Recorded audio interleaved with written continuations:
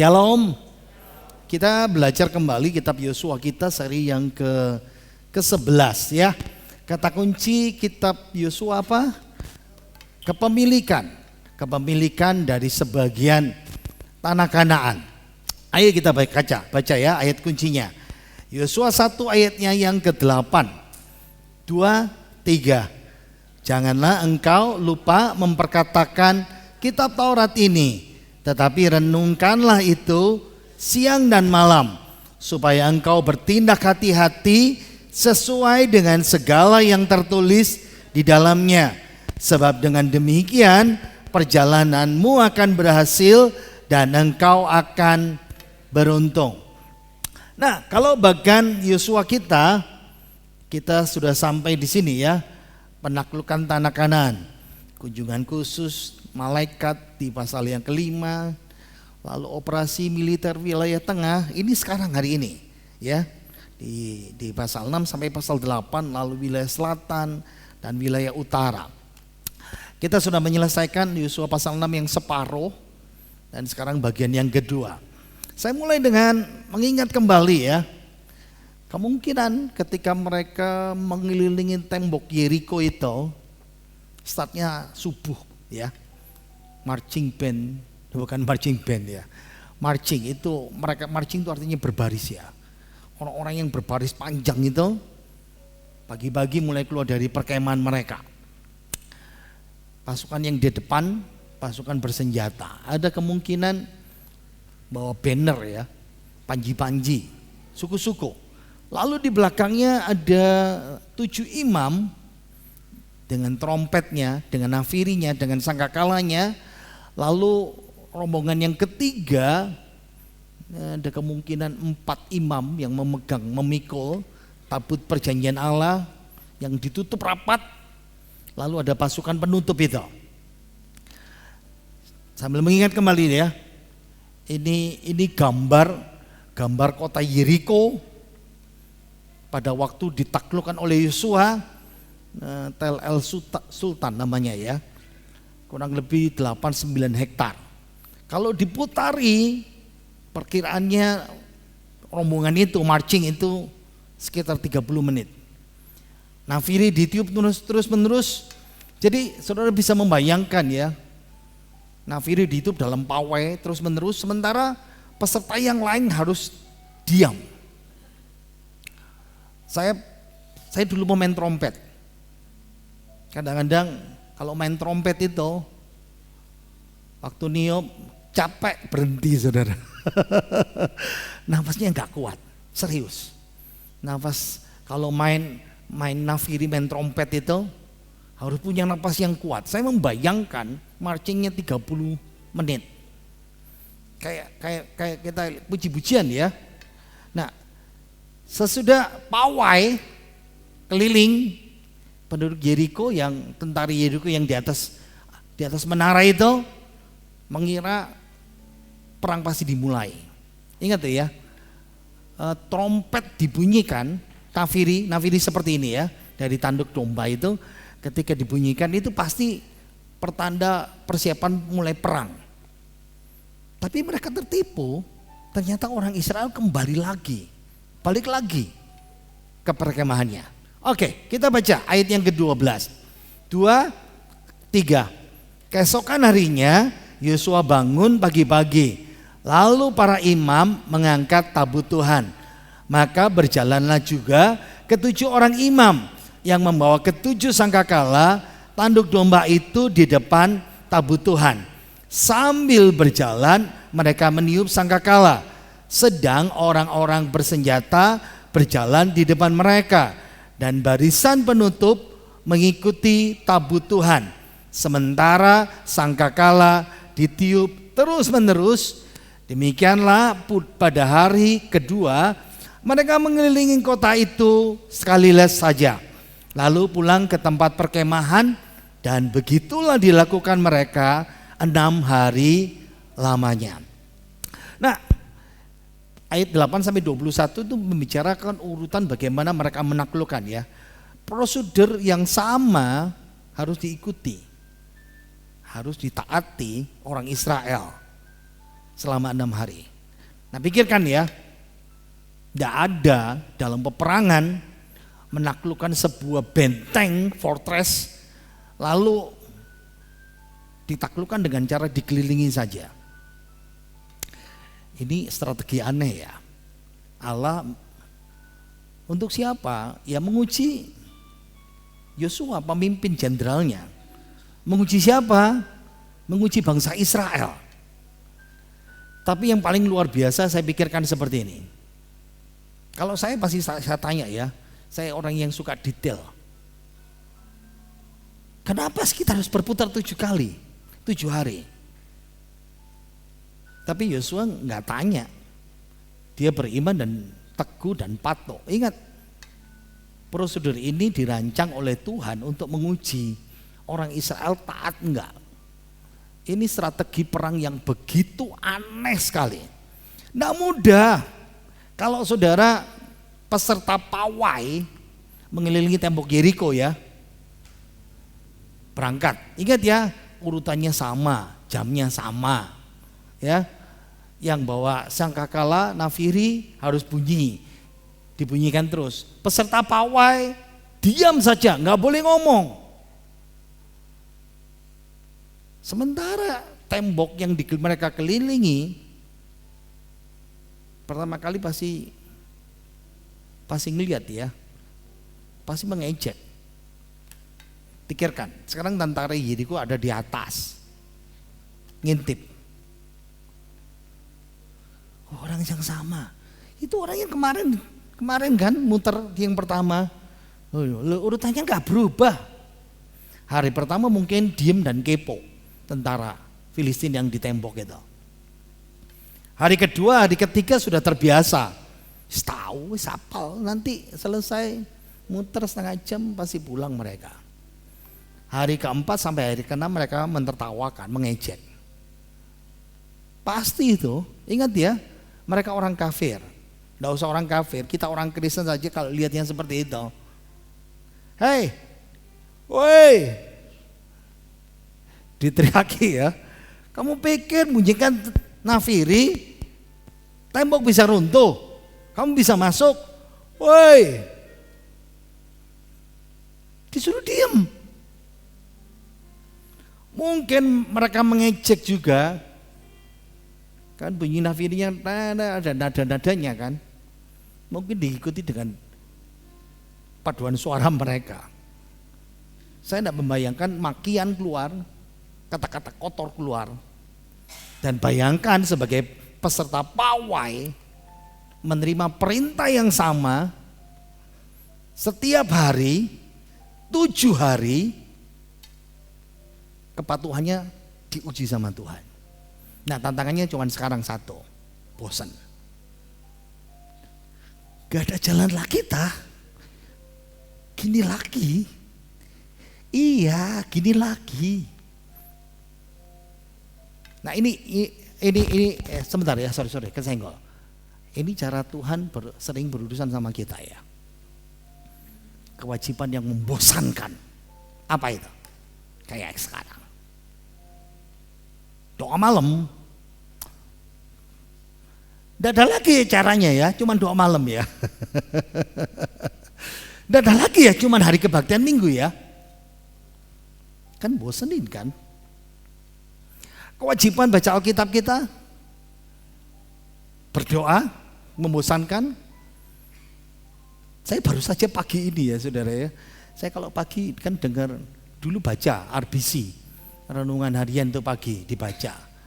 Tapi semenjak bisa didengarkan suaranya, dulu kan dikirimi buku ya, saya baca dari buku. Kalau teknologi modern dengar dari internet. Sekarang ada YouTube. Jadi pagi di setel YouTube. Tadi pagi pertama kali ya dengerin kayak gitu. Sambil membayang-bayangkan. Nggak bosan ya. Tapi malam hari nanti mesti baca Alkitab. Makanya diganti-ganti. Ini sudah habis. Mulai lagi firman Allah yang hidup. Kewajiban persembahan kita. Minggu itu mesti ke kolektor dah. Kita mesti kasih persepuluhan dah. Rasanya kok bosen ya? Sama enggak? Dan iman orang Israel diajar Tuhan, diuji Tuhan untuk bisa menang. Apa? 7 hari melakukan yang sama, rutinitas yang membosankan. Yang ditakutkan adalah musuh sudah menghafal. Ingat ya, kayak ginilah. Kalau misalnya orang mau merampok, pasti menghafal rutinitas bos itu gimana, jam berapa keluar, apa yang dia lakukan, kan seperti itu. Kalau orang mau menyerang kan begitu, lihat rutinitas tentara itu kayak apa, seperti itu. Pasti terbesit dalam pikiran mereka, musuh akan keluar dari pintu lalu membinasakan mereka. Pasti habis. Yang habis tengah itu yang dulu ya, yang niup trompet sama yang ngangkut tabut. Belum lagi imannya menghadapi ejekan dan cemooh.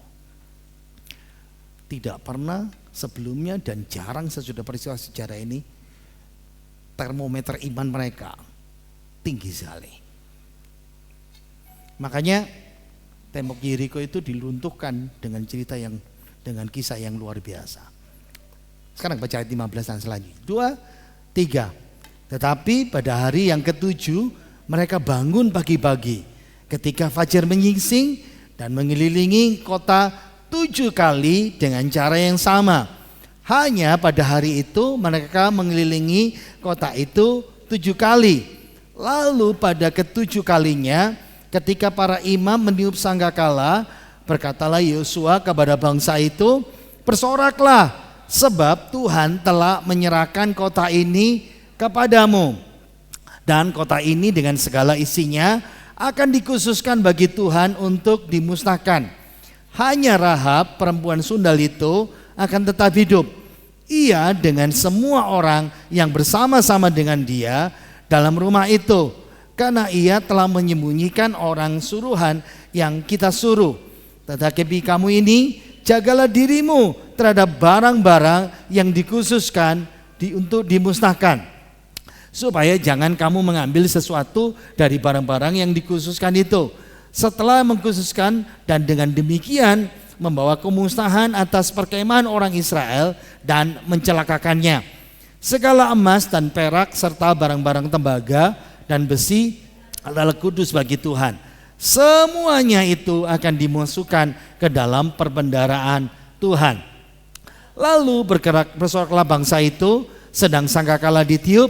Segera sesudah bangsa itu mendengar bunyi sangkakala, bersoraklah mereka dengan suara yang nyaring. Maka runtuhlah tembok itu, lalu mereka memanjat masuk ke dalam kota, masing-masing langsung ke depan dan merebut kota itu. Nah, hari ke-7 hari yang paling menentukan ya, karena Tuhan bilang 7 hari. Prosesinya yang ke-7 bukan 1 kali, tapi harus 7 kali. Pawainya sama persis. Yang membedakan adalah setengah jam kali 7 kali, 3,5 jam. Nah sekarang ada satu angka 13. Angka 13 diyakini mitos, angka sial. Tapi kita masih tahu ya, Yeriko runtuh dikelilingi 13 kali. Jadi 13 kali Israel mengelilingi, itu bukan angka sial bagi Israel, tapi angka berkat untuk orang Israel. Ya, jadi jangan percaya saudara, banyak angka sial katanya ya. Ada yang bilang angka 4, ada yang bilang angka 13. Wow, oke. Di akhir pawai hari ke-7 ada perintah jelas dari Yosua. Sekarang boleh ngomong, boleh teriak. Bersolaklah, sebab Tuhan telah menyerahkan kota ini kepadamu. Dan kota ini dengan segala isinya akan dikhususkan bagi Tuhan untuk dimusnahkan. Hanya Rahab perempuan sundal itu akan tetap hidup. Jadi ketika imam meniup sangkakala, tentara berteriak. Teriakan itu bergema di perbukitan, mengagetkan semua binatang dan peneror penduduk dalam kota. Dan tembok Yeriko, benda mati itu, taat sama Tuhan, runtuh. Dalam bahasa Ibrani jatuh di tempatnya. Ingat ya, Ini seri sebelumnya sudah dibahas. Yeriko itu temboknya 2 lapis. Jadi kalau orang Israel andai kata perang bisa meruntuhkan tembok pertama, masih ada tembok kedua. Dan itu gimana meruntuhkannya? Ini reruntuhan kota Yeriko sekarang. Tidak ada bekasnya. Nah kalau mau lihat kota Yeriko yang biasa dikunjungin, saya dulu ngunjungin di sebelah sana ya, di sebelah selatan, di bagian bawahnya di situ. Oh sebelah timurnya. Kita lihat klipnya, suaranya jangan lupa. Oke sip. Yeriko dan tembok yang runtuh itu. Lembah Yordan.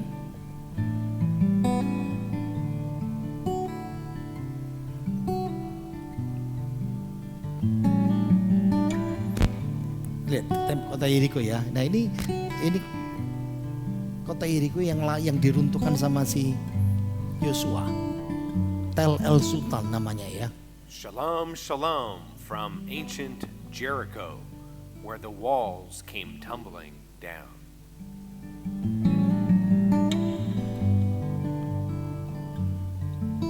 Sudah lihat ya, naik kereta gantung untuk bisa lihat ya di situ. Atau bisa jalan di situ. Nah yang di atas gunung ini gunung tempat Yesus dicobai. Ya, pencobaan Tuhan Yesus. Ini kotanya, modelnya. Double tembok.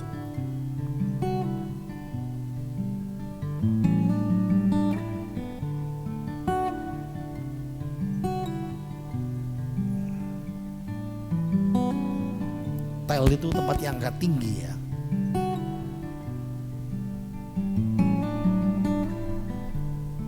Latar belakang gunung pencobaan Tuhan Yesus yang di situ ya.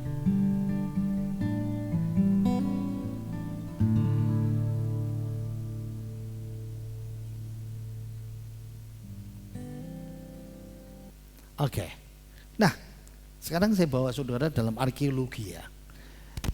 Jadi temboknya kan 2. Tembok luar yang di sana.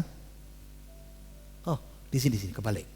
Tembok luar, ada tembok dalam. Dan saudara lihat di sini ya.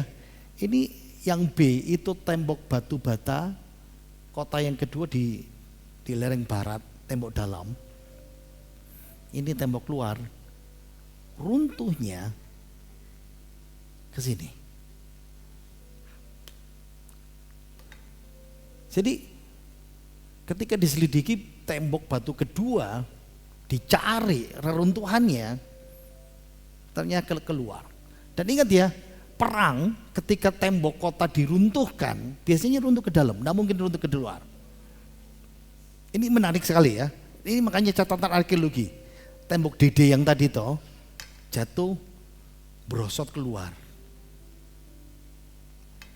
Biasanya kalau melakukan pakai pendobrak yang gambar 2 seri sebelumnya, pasti temboknya menimpa kota atau jatuhnya ke dalam.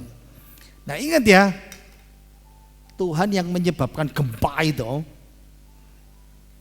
lalu temboknya runtuh. Gempanya lokal ya.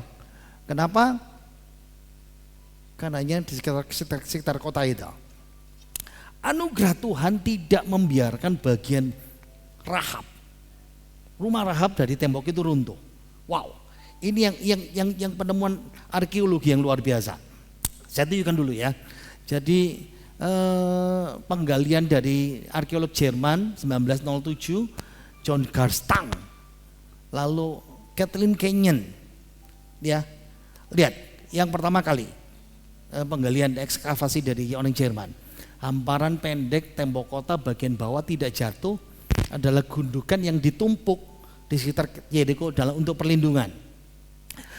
Tapi John Garstang ini yang menarik, dia menemukan banyak toples jar, tempayan. Kenapa? Kota Yeriko sudah siap dikepung berbulan-bulan. Jadi ada banyak ditemukan di situ toples ya, toples tanah liat ya. Disimpan banyak biji-bijian. Kalau dikepung pintu tidak bisa dibuka, mau dapat makan dari mana? Air ada di dalam. tapi makanan tidak ada akses. Makanya orang Yeriko menemukan, menyimpan persediaan makanan seperti itu. Tapi John Garsang dia menemukan begitu banyak dan gandumnya pun masih ada. Kenapa?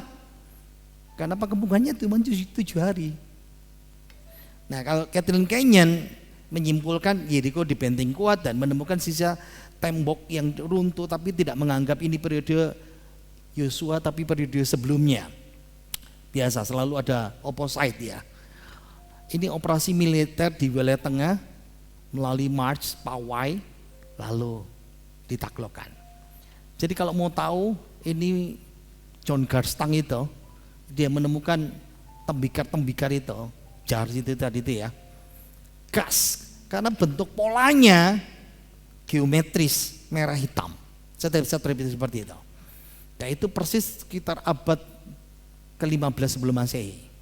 Ini kan tahun 1000 orang Israel keluar dari Mesir. 1406 sebelum Masehi, tambah 40 tahun ya. Bisa lihat seperti ini. Nah sekarang kita lihat. Penggalian di tembok dinding bagian luar 3 sedisi yang tadi itu ya. Di ujung utara nomor 1, 2, 3, 4, 5.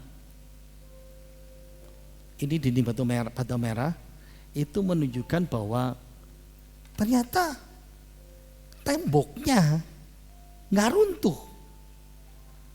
Nah ini pertanyaan kita, kok nggak runtuh? Katanya tembok Yeriko runtuh. Nomor 1 ingat ya, balik lagi ya.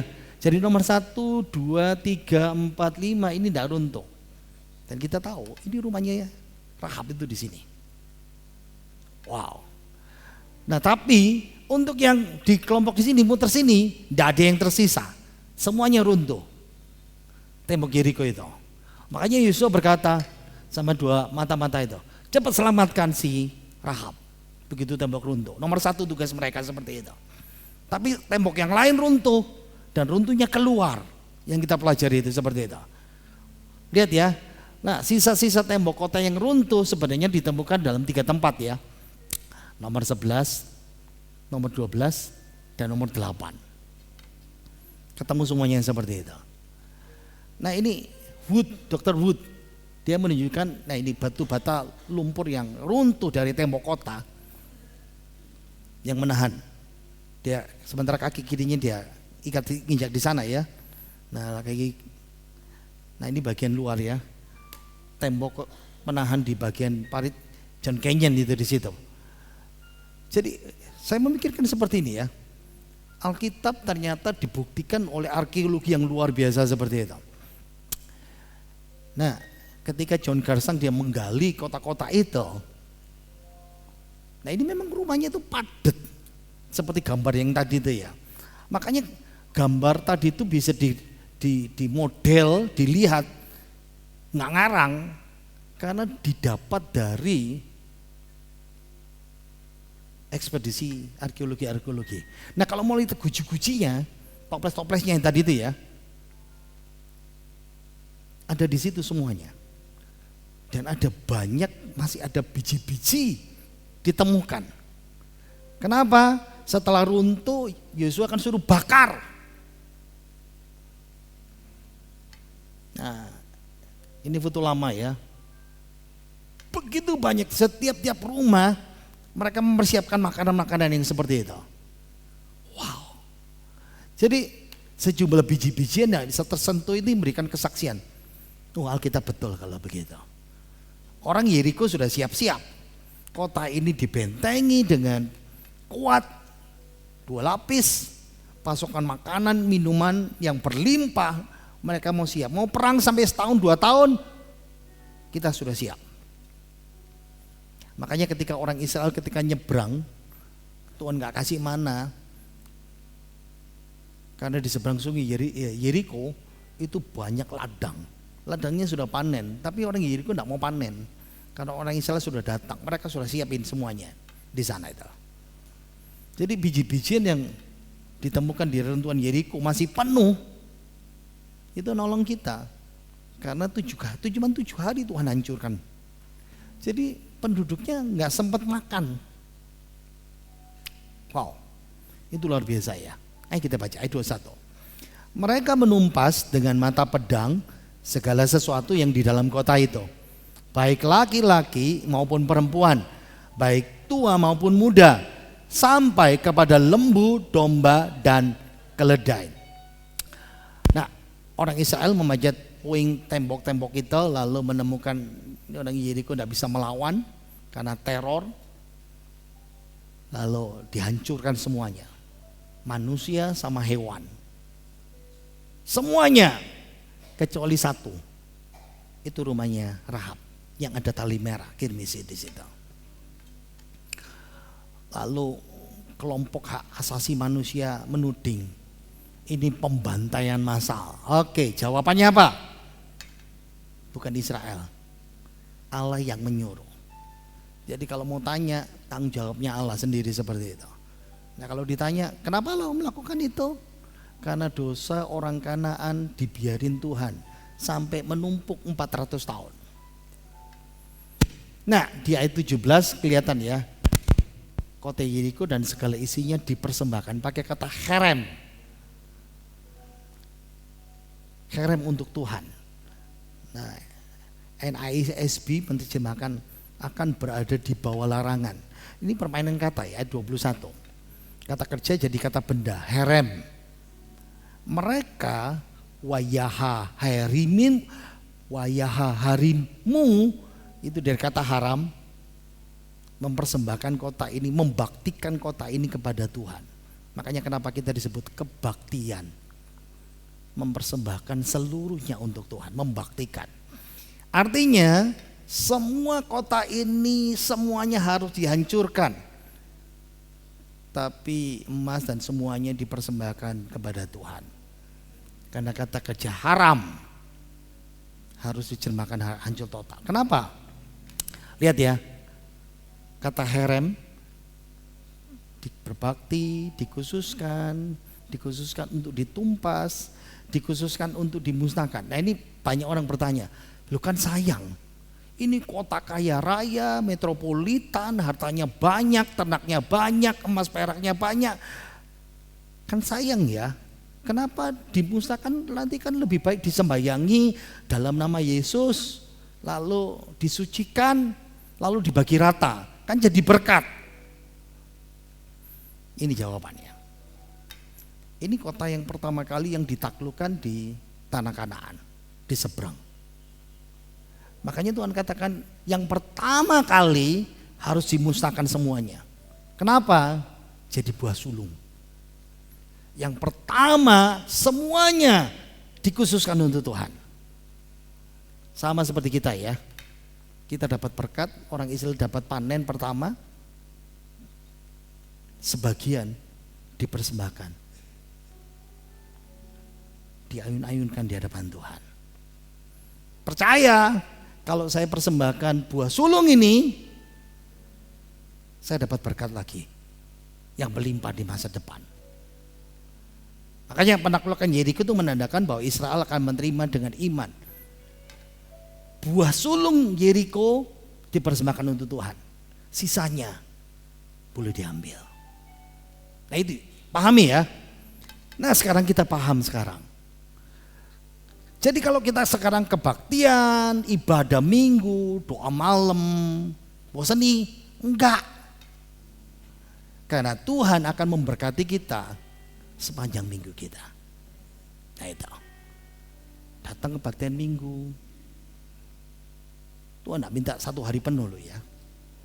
Kebaktian kita 1 jam lewat sekarang ya. 1 jam seperempat, 1 jam 20 menit. Tapi Tuhan berkati. Kewajiban baca Alkitab, berdoa membosankan? Enggak. Karena rohani kita diberkati sama Tuhan. Kewajiban persembahan, persepuluhan bosanin? Enggak. Karena Tuhan memberkati keuangan kita sepanjang bulan itu. Pegang itu. Jadi dalam melaksanakan perintah herem ini ya, semuanya hewan, manusia mesti dibinasakan. Yang lain dihancurkan, ada yang dipisahkan. Perak, emas, barang-barang dari perunggu dan besi dikhususkan untuk Tuhan. Ingat ya, hanya kota Yeriko dihancurkan, ada untuk perbendaharaan Tuhan, dan orang Israel tidak boleh sentuh, itu miliknya Tuhan, dikorbankan. Makanya ini buat kita belajar taat sama perintah Tuhan. Kenapa kita harus seperti itu? Nah, ini penemuan arkeologis tablet Ras Samra. Ini huruf Paku ya, huruf Paku. Saya bukan dokter bidang perjanjian lama. Jadi kalau dokter perjanjian lama biasanya jurusan linguistik, mesti belajar baca-baca ini, huruf Paku ini ya. Sebetulnya bisa belajar, tapi butuh waktu banyak ini. Di situ ditulis bagaimana dosa-dosa orang yang kebiasaan rutinitas agamawi, moral orang-orang Kanaan seperti itu. Nah, itu membuktikan ya, Allah berhak untuk menghakimi individu Kanaan, bangsa Yeriko. Kejahatannya sudah penuh, penyembahan berhalanya sudah, hidupnya tidak bermoral. Catatan dari mana kita tahu? Ya tablet Ras Samara. Ingat ya, makanya kata apa disebut tablet?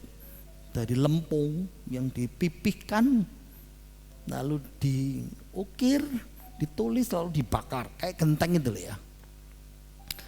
Ceritanya apa? Nah ini, bayi anak itu salah satunya dikorbankan pada Baal. Besok minggu depan klipnya dikeluarin ya. Ibadah bayi-bayi yang hidup selama ibadah mereka, anak-anak mereka dipersembahkan di tempat yang namanya itu Moloch gitu ya. Setelah anak-anak itu sekarat, didorong masuk lubang, dibakar habis, lalu ditaruh di guci-guci. Makanya Tuhan berkata mereka harus dimusnahkan. Ayat 22, 23. Tetapi kepada kedua orang pengintai itu Yosua berkata, masuklah ke dalam rumah perempuan sundal itu dan bawalah keluar perempuan itu dan semua orang yang bersama-sama dengan dia, seperti yang telah kamu janjikan dengan bersumpah kepadanya. Lalu masuklah kedua pengintai muda itu dan membawa keluar Rahab dan ayahnya, ibunya, saudaranya dan semua orang yang bersama-sama dengan dia. Bahkan seluruh kaumnya dibawa mereka keluar. Lalu mereka menunjukkan kepadanya tempat tinggal di luar perkemahan orang Israel. Tetapi kota itu dan segala sesuatu yang ada di dalamnya dibakar mereka dengan api.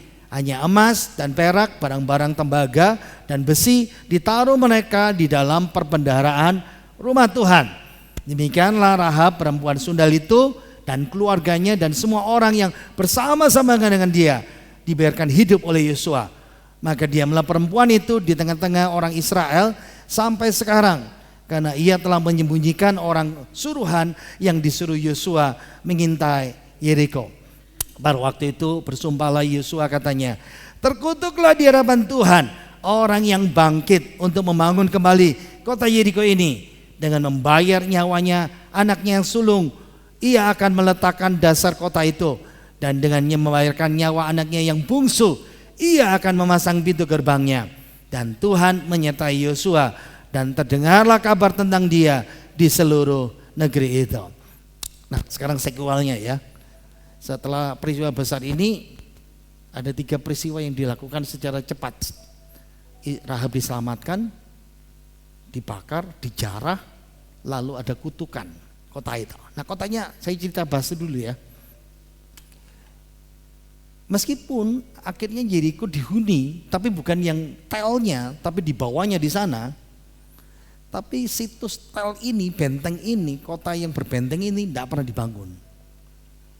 Tapi 500 tahun kemudian di zaman Raja Ahab, zaman kemurtatan orang Israel, Hiel orang Betel bangun kembali. 2 anaknya, bungsu dan sulung, jadi korban kutukan firman Tuhan. Oke, saya mau tutup. Rahasia sukses di Yerusalem bukan kejeniusan militer, karena ini begitu aneh ya. Strategi militernya aneh, bukan keahlian pasukannya, tapi kemenangannya hanya cuma satu: percaya, taat, perintah Tuhan. Faith, iman. Kuncinya ya. Rahab siapa? Orang kafir. Dia memilih taat, takut. Dia teladan hidup dalam iman, bukan karena melihat. Kenapa?